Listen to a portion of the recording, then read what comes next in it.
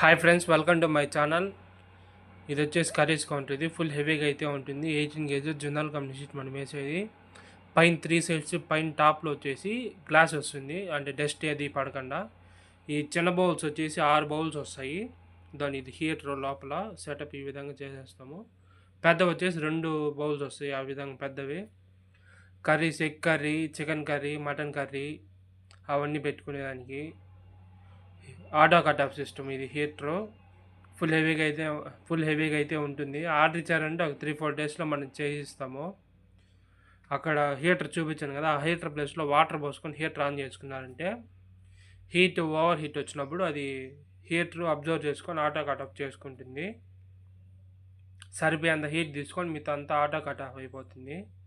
Side నుంచి దీనికైతే ఈ విధంగా ఉంటుంది చూడండి.